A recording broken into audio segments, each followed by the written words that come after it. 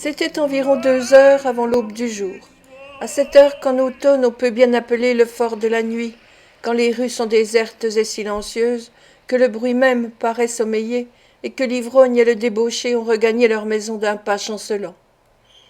À cette heure de calme et de silence, le juif veillait dans son repaire, le visage si pâle et si contracté, les yeux si rouges et si injectés de sang qu'il ressemblait moins à un homme qu'à un hideux fantôme échappé du tombeau et poursuivi par un esprit malfaisant.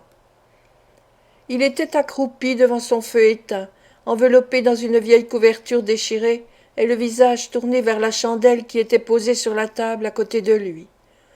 Il portait sa main droite à ses lèvres, et absorbé dans ses réflexions, il se mordait les ongles et laissait voir ses gencives dégarnies de dents et armées seulement de quelques crocs, comme en aurait un chien ou un rat. Noé Claypole dormait profondément sur un matelas étendu sur le plancher. Parfois le vieillard tournait un instant ses regards vers lui, puis les ramenait vers la chandelle dont la longue mèche brûlée attestait, ainsi que les gouttes de suif qui tombaient sur la table, que les pensées du juif étaient occupées ailleurs. Elle l'était en effet. Mortification de voir ses plans renversés, haine contre la jeune fille qui avait osé entrer en relation avec des étrangers, défiance profonde de sa sincérité quand elle avait refusé de le trahir, amer désappointement de perdre l'occasion de se venger de Saïx, crainte d'être découvert, ruiné, peut-être pendu. Tout cela lui donnait un accès terrible de rage furieuse. Toutes ces réflexions se croisaient rapidement et se heurtaient dans l'esprit de Fedjin, et 1000 projets criminels plus noirs les uns que les autres s'agitaient dans son cœur. Il resta ainsi complètement immobile, sans avoir l'air de faire la moindre attention au temps qui s'écoulait, jusqu'à ce qu'un bruit de pas dans la rue vint frapper son oreille exercée et attirer son attention.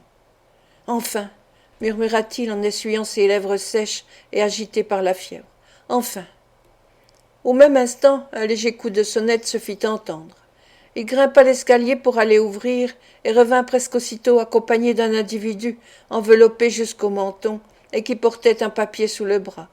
Celui-ci s'assit, se dépouilla de son manteau et laissa voir les formes athlétiques du brigand Saïx.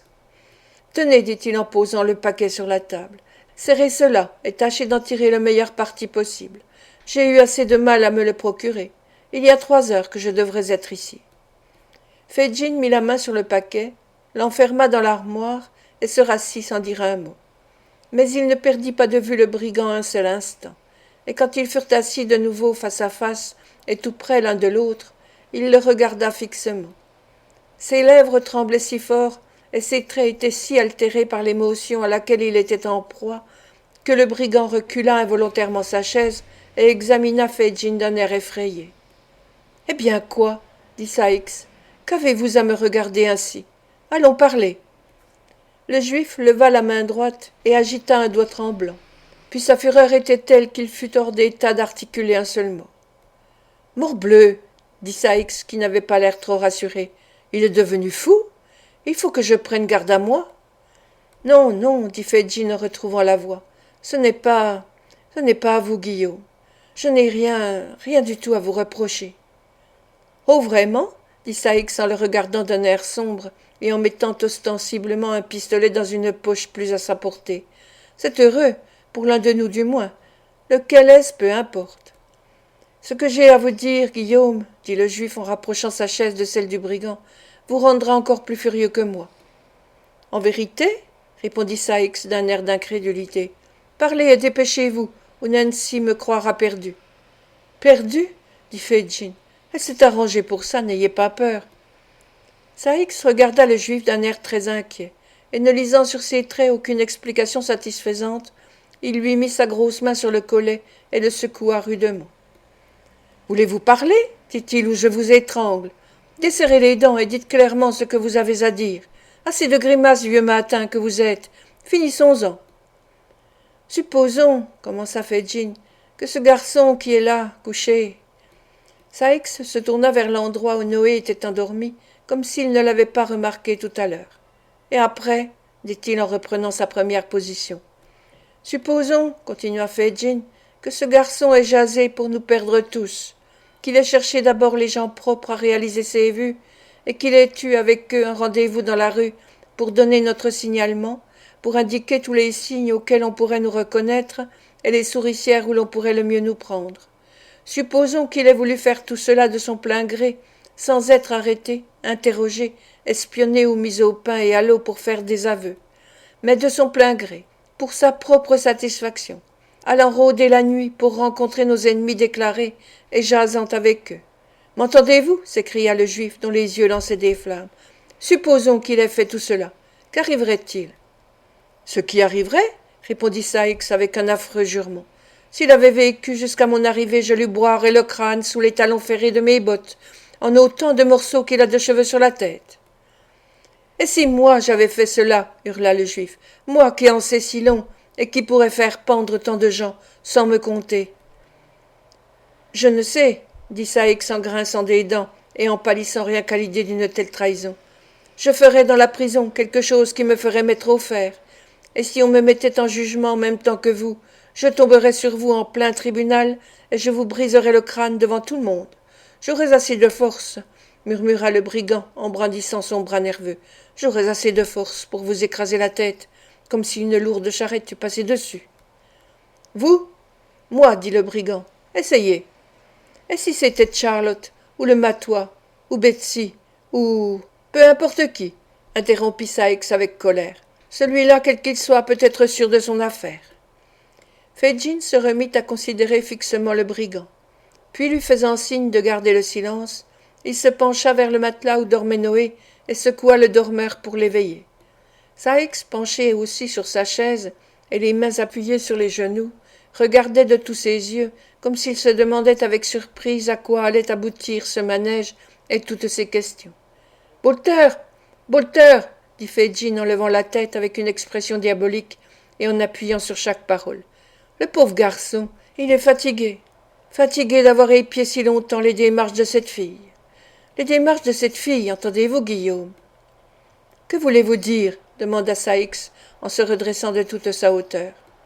Le juif ne répondit pas, mais se pencha de nouveau vers le dormeur et le fit asseoir sur le matelas. Après s'être fait répéter plusieurs fois son nom d'emprunt, Noé se frotta les yeux et regarda autour de lui en bâillant.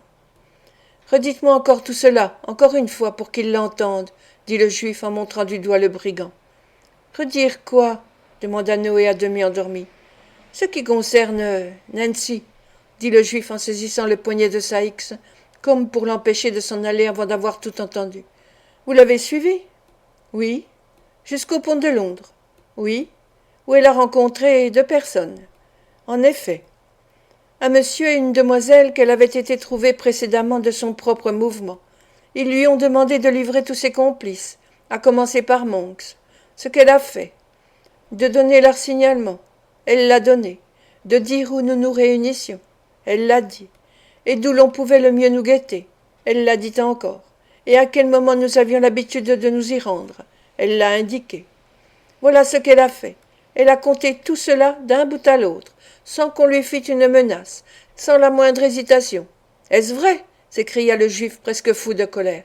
« Parfaitement vrai, » répondit Noé en se grattant la tête. « C'est exactement comme cela que tout s'est passé. »« Et qu'ont-ils dit relativement à dimanche dernier ?» demanda le juif. « Relativement à dimanche dernier ?» répondit Noé en réfléchissant. « Je vous l'ai déjà dit. »« Redites-le, redites-le !» s'écria Fedjin écumant de rage en étreignant d'une main le bras de Saïx et en brandissant l'autre en l'air comme un furieux. Ils lui ont demandé, dit Noé qui mieux éveillé semblait commencer à comprendre qui était Saïx, ils lui ont demandé pourquoi elle n'était pas venue le dimanche précédent comme elle l'avait promis. Elle a répondu qu'elle n'avait pas pu. « Et la cause, interrompit le juif d'un air triomphant. Contez-lui cela. » Parce qu'elle avait été retenue de force chez elle par Guillaume, cet homme dont elle leur avait déjà parlé précédemment, répondit Noé. Et puis encore, s'écria le juif, qu'a-t-elle dit encore de cet homme dont elle leur avait déjà parlé précédemment? Contez-lui cela, contez-lui cela. Eh bien, reprit Noé, elle a dit qu'il ne lui était pas facile de sortir, à moins que cet homme ne sût où elle allait, et que la première fois qu'elle était sortie pour aller trouver la demoiselle, elle... J'ai bien ri en entendant cela. Elle avait donné à cet homme une dose de laudanum. « Mort et damnation !» s'écria Saïx en se dégageant brusquement de l'étreinte du juif. Laissez-moi m'en aller. Il repoussa loin de lui le vieillard, s'élança hors de la chambre et escalada les degrés comme un furieux. Guillaume, Guillaume, cria le juif en courant après lui. Un mot seulement. Il n'aurait pas eu le temps d'échanger un seul mot avec le brigand si celui-ci ne s'était trouvé dans l'impossibilité d'ouvrir la porte. Il était là, jurant et blasphémant, quand le juif le rejoignit tout essoufflé. Laissez-moi sortir, dit Saïx. Ne me parlez pas si vous tenez à la vie. Laissez-moi sortir, vous dis-je. Un mot seulement, reprit Fedjin en posant sa main sur la serrure. Ne soyez pas. Quoi, dit l'autre. Ne soyez pas trop violent, Guillaume, dit le juif avec des larmes dans la voix. Le jour commençait à poindre, et il faisait assez clair pour que les deux hommes pussent se voir. Ils échangèrent un rapide coup d'œil. Leurs yeux brillaient d'un éclat sinistre. Il n'y avait pas à se méprendre sur leurs pensées. J'entends par là, dit Fedjin, jugeant inutile de déguiser plus longtemps sa pensée, que vous ne devez pas être trop violent, par prudence. De la ruse, Guillaume, et pas d'esclandre. Saïx ne répondit rien, mais poussant vivement la porte, dès que le juif eut tourné la clé dans la serrure, il s'élança dans la rue déserte. Sans s'arrêter, sans réfléchir un instant, sans tourner une seule fois la tête à droite ou à gauche, sans lever les yeux vers le ciel, ni les baisser vers la terre, le brigand prit sa course, l'œil hagard et les dents si serrées qu'il en avait la mâchoire saillante. Il ne murmura pas une parole, pas un de ses muscles ne se détendit, jusqu'à ce qu'il eût gagné la porte de sa demeure. Il fit tourner doucement la clé dans la serrure, monta rapidement l'escalier, entra dans sa chambre, ferma la porte à double tour, appuya une lourde table contre la porte et tira le rideau du lit. La jeune fille était couchée, à demi vêtue. L'entrée de Saïx l'avait réveillée en sursaut. « Debout, dit l'homme. « Est-ce toi, Guillaume » dit-elle avec une expression de plaisir en le voyant de retour. « Oui, répondit-il. Debout. » Une chandelle brûlait près du lit. L'homme l'ôta vivement du chandelier et la jeta dans la cheminée.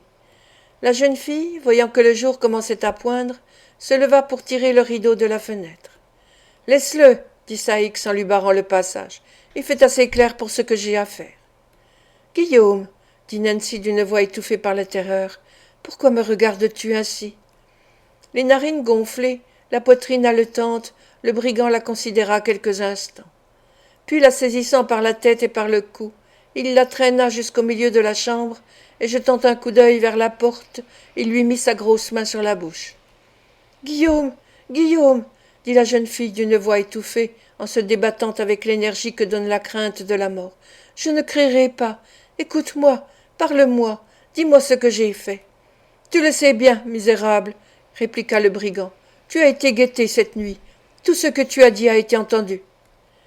Alors épargne ma vie comme j'ai épargné la tienne, dit Nancy en se cramponnant après lui. Guillaume, cher Guillaume, tu n'auras pas le cœur de me tuer.